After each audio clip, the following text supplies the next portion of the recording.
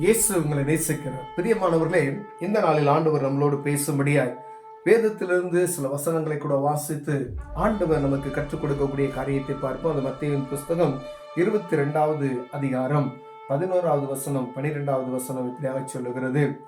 விருந்தாளிகளை பார்க்கும்படி ராஜா உள்ளே பிரவேசித்த போது கல்யாண வஸ்திரம் தரித்திராத ஒரு மனுஷனை அங்கே கண்டு, சிநேகிதனே, நீ கல்யாண வஸ்திரம் இல்லாதவனாய் இங்கே எப்படி வந்தாய் என்று கேட்டான். அதற்கு அவன் பேசாமல் இருந்தான். அப்பொழுது ராஜா பணிவிடைக்காரரை நோக்கி, இவனை கையும் காலும் கட்டி கொண்டு போய் அழுகையும் பற்கடிப்பும் உண்டாயிருக்கிற புறம்பான இருளிலே போடுங்கள் என்றான். அந்தபடியே அழைக்கப்பட்டவர்கள் அநேகர், தெரிந்து கொள்ளப்பட்டவர்கள் சிலர் என்றார். பிரியமானவர்களே, ஒரு ராஜா தன் குமாரனுக்கு திருமணம் செய்யக்கூடிய ஒரு காரியத்தை பரலோக ராஜ்யத்துக்கு ஒப்பனையாக ஆண்டவராகிய இயேசு கிறிஸ்து இந்த பூமியில் இருக்கும் பொழுது ஜனங்கள் இதை பார்த்து புரிந்து கொள்ள வேண்டும் என்பதற்காய் பேசுகிறது நாம் பார்க்க முடியும். இயேசு கிறிஸ்துவே இந்த ஓமையை சொல்லுகிறார் மக்களுக்கு.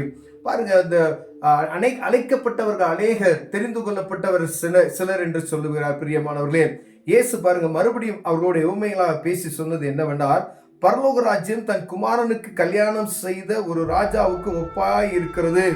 பாருங்க, அழைக்கப்பட்டவர்களை கல்யாணத்துக்கு வர சொல்லும்படி அவன் தன் ஊழியக்காரை அனுப்பினான். அவர்களோ வர மனதில்லாதிருந்தார்கள். பாருங்க, ஒவ்வொருவரும் ஒரு குறை சொல்லுகிறார்கள். இயேசு கிறிஸ்துவின் சுவிசேஷத்தை எங்கும் பிரசங்கித்துக் கொண்டிருக்கிறார்கள் ஊழியர்கள்.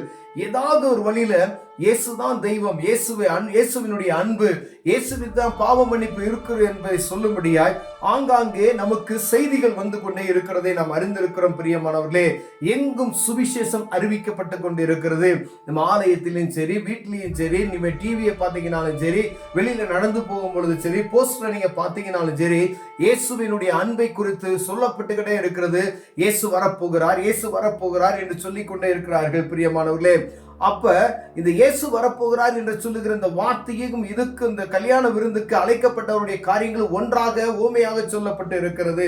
பாருங்க, அப்பொழுது அவன் வேறு ஊழியக்காரரை அழைத்து, நீங்கள் போய், இதோ என் விருந்தை ஆயத்தம் பண்ணினேன், என் எருதுகள் கொளுத்த ஜந்துக்கள் அடிக்கப்பட்டது, எல்லாம் ஆயத்தமாய் இருக்கிறது, கல்யாணத்துக்கு வாருங்கள் என்று அழைக்கப்பட்டவர்களுக்கு சொல்லுங்கள் என்று அனுப்பினான்.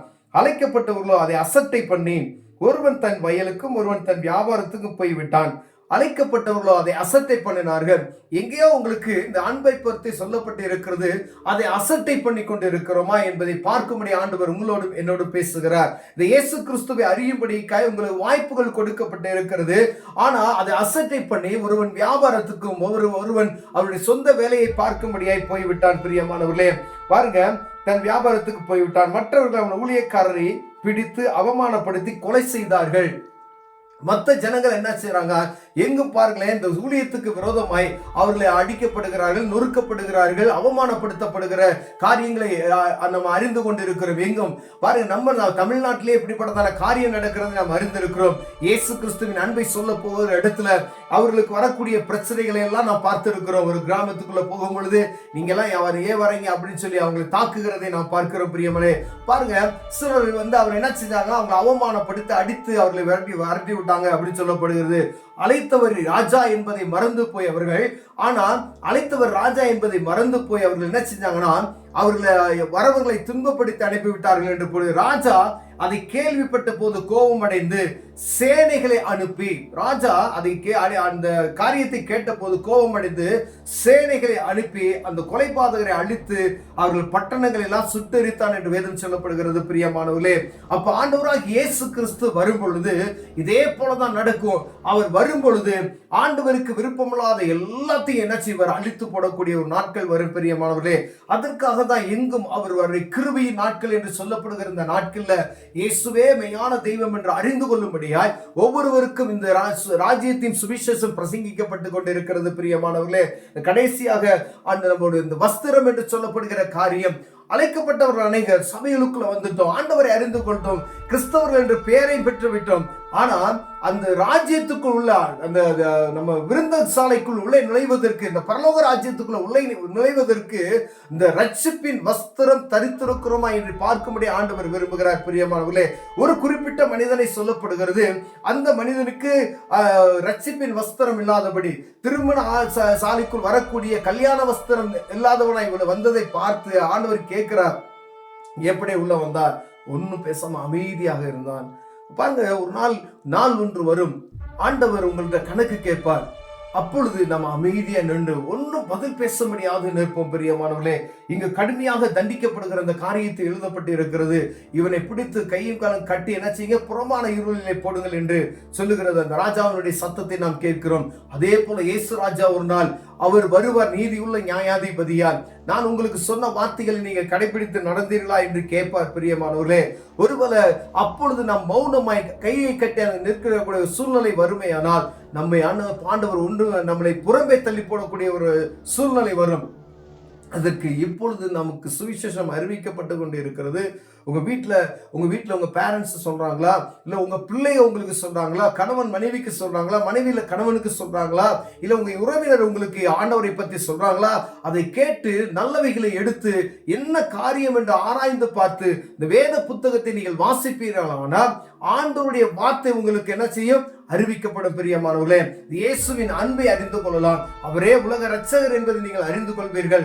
அப்பொழுது இந்த பரிசுத்த ஆவியின் அபிஷேகத்தை பெற்று இந்த ரட்சிப்பின் ஆடையை நீங்கள் தரித்துக் கொள்வீர்கள். பிரியமானவர்களே, ஒருவர் அந்த ரட்சிப்பின் அனுபவத்தை பெற்றிருக்க ஒருவனும் உள்ளே பரலோக ராஜ்யத்துக்குள்ள உள்ளே நுழைய முடியாது என்று வேதம் சொல்லுகிறது. பரிசுத்த ஆவியின் அபிஷேகத்தோடு அந்த ரட்சிப்பின் அனுபவத்தை பெற்றுக்கொண்ட மனிதன் மட்டுமே பாவத்துக்கு மரித்து நீதிக்கு பிழைக்கிற ஒவ்வொரு பரலோக ராஜ்யத்துக்கு உள்ளே நுழைய முடியும். பிரியமானவர்களே, ஒருவேளை இந்த இடத்துல சொல்லப்பட்ட இந்த ஓமையான காரியம் ஒரு விருந்து சாலைக்கு அழைக்கிற ஒரு மனிதனுக்கே இப்படி செய்யப்படுமானால் பரலோக ராஜ்யத்துக்கு அழைக்கப்படுகிற ஆண்டவராகிய இயேசு கிறிஸ்து அப்ப எவ்வளவு கவனமாக இருப்பார் பாருங்க. இப்ப கிருபையின் காலத்துல நாம் இருந்து கொண்டு இருக்கிறோம். பாவ மன்னிப்பு நிச்சயத்தை நாம் பெற்றுக்கொள்ளலாம். அவர் மன்னிக்கிறவராய் இருக்கிறபடியினாலே உங்களுக்கும் எனக்கும் பாவ மன்னிப்பு நிச்சயத்தை கொடுக்கிறார். பிரியமானவர்களே, அவர் ராஜாதி ராஜாவாய், அவர் விசாரணை உள்ளவராய், அவர் நீதிபதியாய் வரும் பொழுது அப்பொழுது தப்பித்துக் கொள்ள முடியாது. எங்க உன் வஸ்திரம் என்று ஆண்டவர் கேட்பார். உன் ரட்சிப்பின் வஸ்திரம் எங்கன்னு சொல்லி கேட்பார். ஒருவேளை அந்த நேரத்துல நம்ம அமைதியாய் கைகட்டி நிக்கிற ஒரு சூழ்நிலை வறுமையனா அவர் சொல்லுகிற வார்த்தை எனக்கு இந்த வேத புத்தகத்தை நீங்கள் வாசித்தீர்கள் அறிந்து கொள்ள முடியும். பிரியமானவர்களே, இயேசுவே சொந்த இரட்சகர் என்பதை அறிந்து கொள்ளுங்க. அவரே நம்முடைய பாவத்தை மன்னித்து நம்முடைய பாவத்துக்காய் அவர் அடிக்கப்பட்டார், நொறுக்கப்பட்டார், 3ஆம் நாள் உயிரோடு எழுந்தார் என்கிற இந்த சத்தியத்தை அறிந்து கொள்ள முடியாது. இந்த வேத புத்தகத்தை நீங்கள் வாசிப்பீர்களானால் ஆண்டவருடைய சத்தியத்தை நீங்கள் அறிந்து கொள்ள முடியும். அநேக காரியங்கள் இந்த உலகத்தில் இருக்கக்கூடிய எல்லா காரியத்திலும் ஆண்டவர் நமக்கு எழுதி வைத்திருக்கிறார். பிரியமானவர்களே, வேதத்தை வாசிப்போம். அந்த கல்யாண வஸ்திரம் தரித்தவர்களாய், ரட்சிப்பின் வஸ்திரத்தை தரித்தவர்களாய் பரலோக ராஜ்யத்துக்கு உள்ளே நுழையவர்களாய் காணப்படும்படி ஆண்டவர் விரும்புகிறார். கண்களை மூடுவோம், ஜெபம் செய்வோம். அன்பின் தகப்பனே, ஆண்டவர் இந்த ரட்சிப்பின் வஸ்திரத்தை எங்களுக்கு தாங்க. ஆண்டவரே, அதை அறியக்கூடிய கிருபையை தாங்க. இயேசுவின் நாமத்தில் பிதாவே, ஆமென்.